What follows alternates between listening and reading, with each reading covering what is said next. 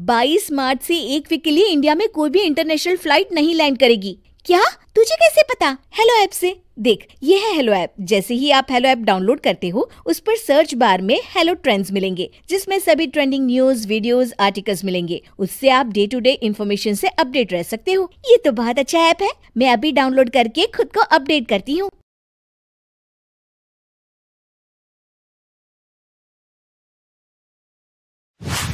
सुगंधा और उसकी सास कांता के बीच एक अजीब सी जंग रहती थी। ये जंग थी किचन में कौन ज्यादा अच्छा काम करेगा और घर के सदस्यों के दिल जीतेगा।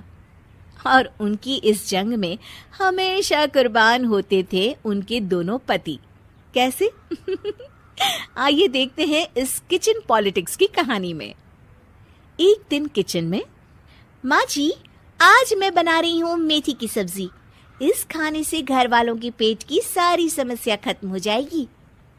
और मैं बना रही हूँ तड़के वाली छाछ, जिसे पीते ही गैस की समस्या कभी नहीं होगी। दोनों अपने अपने खाने को लेकर टेबल पर पहुंच जाती हैं। तभी सुगंधा के ससुर उसकी बनाई सब्जी की तारीफ कर देते हैं। अरे वाह, मेथी की सब्जी भी बनी है, बड़ी ही स्वादिष्ट है। वाह बहू वाह। अरे बहू, लेकिन इसमें इतनी सारी मेथी बर्बाद करने की क्या जरूरत थी? देखिए माँ जी, ये तो वो मेथी है जो आप रात में भिगोकर सुबह उसका पानी पीती हैं, और जो मेथी फेंक देती हैं, उसी से मैंने ये सब्जी बनाई है। अरे वाह बहू, तुमने तो बड़ा ही समझदारी का काम किया। बस अब क्या था। कांता जी का तो मानो ये सुनकर खून ही सूख गया। वो फैसला कर लेती है कि किसी भी तरह वो अपने खाने की तारीफ लेकर ही रहेगी और सुगंधा को किचन में उसकी कमियां गिनाएगी। कांता फ्रिज खोलकर देख रही होती है और फिर सुगंधा से कहती है, अरे बहू, ये क्या, पूरा फ्रिज गंदा पड़ा है। तभी वहां सुगंधा का पति आ जाता है। वो सुगंधा को डांट कर कहता है, सुगंधा, तुम्हें कितनी बार कह रखा है कि वायरस फैल रहा है, साफ सफाई का पूरा ख्याल रखना है, लेकिन तुम किचन में इतनी गंदगी रखोगी तो कैसे चलेगा। सुगंधा सास की तरफ देखती है, जहां वो मुस्कुरा रही होती है। सुगंधा समझ जाती है कि सास ने उससे बदला लेने के लिए ये सब किया है। दोनों रात के खाने की तैयारी में लग जाती हैं। दोनों ना एक दूसरे की तरफ देखती हैं और ना ही एक दूसरे से बातें करती हैं। रात को खाने की टेबल पर एक एक कर दोनों कई तरह के अलग अलग व्यंजन टेबल पर लगा देती हैं और अपने अपने पति के पास जाकर खड़ी हो जाती हैं। अरे खाइए जी खाइए, मैंने बड़ी मेहनत से बनाया है। प्लेट में वो खाना डालती हैं। सुगंधा भी दोनों की प्लेट में खाना डालते हुए कहती है, बड़ी ही मेहनत लगी है इस खाने को बनाने में। हाँ, दोनों को ना चाहते हुए भी सारा खाना खाना पड़ता है। कहीं दही तो कहीं मलाई तो कहीं मसाला। और इन सब के बाद दोनों बड़ी ही मुश्किल से अपने कमरे में सोने जाते हैं।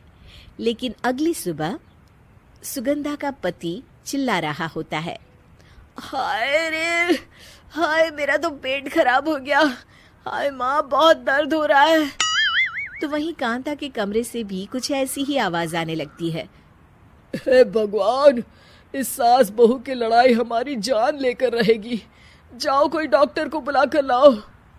डॉक्टर आते हैं। दोनों को देखकर कांता और सुगंधा से कहती हैं, देखिए, आप दोनों इन्हें खाने में हल्का ही दीजिएगा। हो सके तो रात का खाना जल्दी खाया करे और वॉक किया करे। इतना कहकर डॉक्टर वहां से चले जाते हैं। जिसके बाद एक बार फिर से दोनों बहुएं किचन में जाती हैं और खाना बनाने में लग जाती हैं। रात में खाने के टेबल पर दोनों एक बार फिर से खाना लगाने लगती है। पापा जी, मैंने ये पतली मूंग की दाल की खिचड़ी के साथ ये पापड़ और पुदीने की चटनी भी बनाई है। अरे बहू, अभी अभी बेचारे पेट की बीमारी से गुजरे हैं। इतना भारी खाना तो डॉक्टर ने भी मना किया है ना। देखिए, मैंने आप दोनों के लिए सूप बनाया है। और दोनों उन लोगों की प्लेट में खाना डालने लगती हैं। तभी दोनों एक साथ बोल पड़ते हैं, बस करो, हमें माफ करो। हमें नहीं खाना इस घर में, ना खिचड़ी और ना ही सूप।